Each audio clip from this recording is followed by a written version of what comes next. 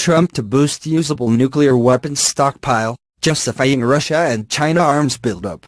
The Trump administration is set to violate the nuclear non-proliferation treaty with Russia by building up its stockpile of so-called low-yield warheads, according to a leaked draft of the Nuclear Posture Review (NPR).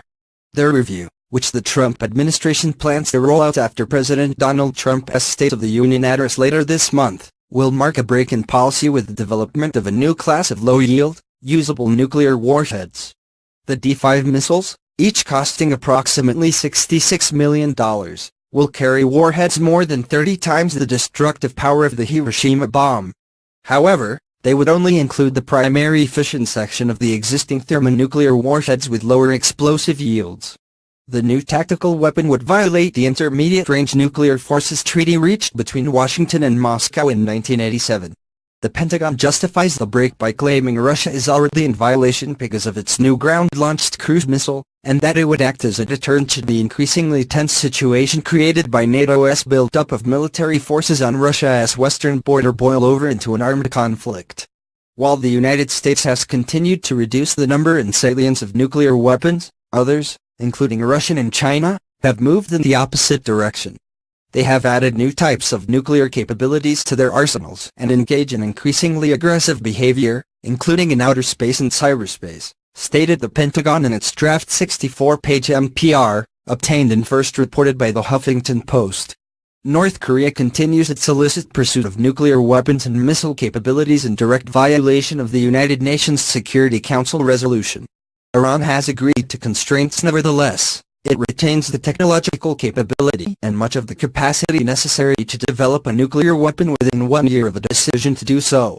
There is no evidence Moscow has a policy of launching a tactical nuclear weapon against U.S. forces. The Pentagon's plan would allow Washington to initiate a so-called limited nuclear war in pursuit of its national interests. In October, NBC reported President Trump had gathered high-ranking national security leaders and told them he wanted a nearly tenfold increase in the U.S. nuclear arsenal. Under the Obama administration, $1.3 trillion was spent on a 30-year plan to refurbish all the elements of the U.S. nuclear triad: intercontinental ballistic missiles, submarine-launched ballistic missiles and strategic bombers. A stated U.S. policy has been not to build new types of nuclear warhead. The first NPR in 8 years is expected to be published after Trump's State of the Union speech at the end of January. Arms control advocates have expressed alarm at the new proposal and the potential for nuclear conflict during the Trump administration.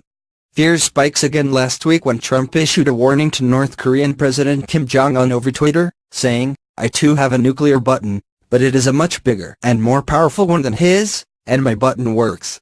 The draft NPR is more hawkish than the postures adopted by the Obama or Bush administrations. Advocates argue it will make a nuclear war more likely.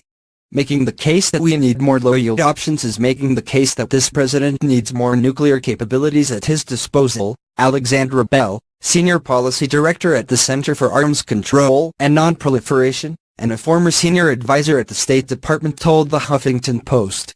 We have 4,000 nuclear weapons in our active stockpile, which is more than enough to destroy the world many times over.